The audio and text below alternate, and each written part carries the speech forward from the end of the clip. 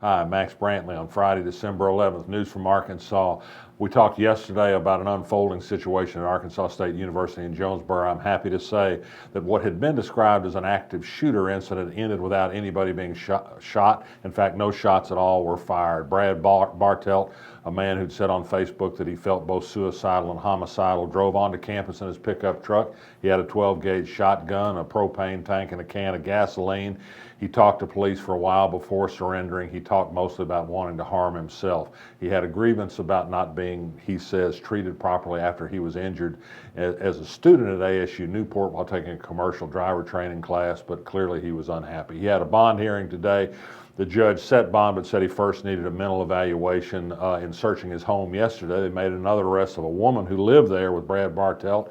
She was charged with being a felon in possession of a firearm. They found an AR-15 at the house. Interestingly enough, on Wednesday, a day before this incident, police had been called to Bartelt's house because of his Facebook post that said he was homicidal. They met somebody there who said, oh, not to worry, he's getting medical treatment now. And they went away and nothing happened. The next day he was at ASU in his pickup with a gun. Other news in Arkansas, Tom Courtway, the president of the University of Central Arkansas, generally a successful presidency since 2011, said he's preparing to step down. He will leave when they've chosen a successor. He wished the board well and they wished him well. Courtney Goodson, who's running for Chief Justice of the Arkansas Supreme Court, is very proud of somebody who held a fundraiser for her last night in Searcy. The very popular former Governor Mike Beebe. Republican Senator John Dismang was also there as a host. Dismang just got some help from Judge Goodson a few months ago in which she was the deciding vote in a decision that upheld a law he passed to give a tax break to frackers. It's an illustration not of a quid pro quo, I doubt that was the case here, but why appearances can look ill when politicians help judges raise money and then have to appear in their courts, as legislators often do before the Supreme Court. At least the laws that they passed appear before the court very often. Grady Spann is going to be the next director of the State Parks Department. He succeeds Greg Butts, who's been there nearly forever. Spann is a longtime veteran of the Parks Department himself. The Supreme Court, speaking of, is apparently going to give Tim Fox, the judge in Pulaski County, a bit of a workout for saying that they had seemingly not done their job well in delaying a decision in the same-sex marriage case. They said he made inappropriate remarks. They're going to have things to say in the future. I think they've called attention again to the fact that they mishandled the marriage case and took an unconscionable amount of time to finally not decide it whatsoever.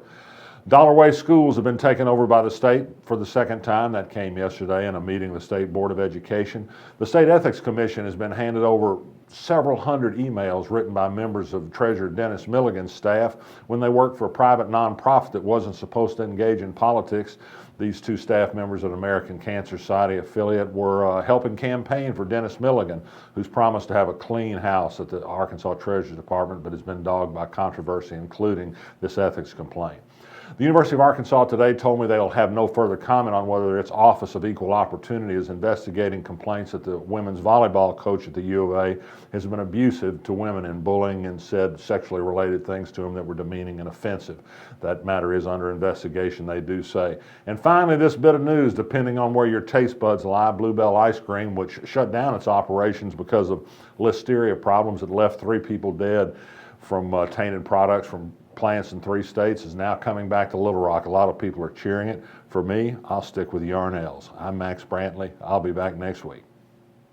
You feel it in your heart. The spirit of Little Rock.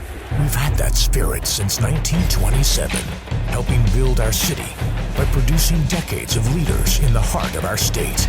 We are the heart of business and innovation, the heart of politics and government, the heart of arts and culture, and in our city beats the heart of a Trojan. UALR, we are Little Rock's team and Little Rock's University.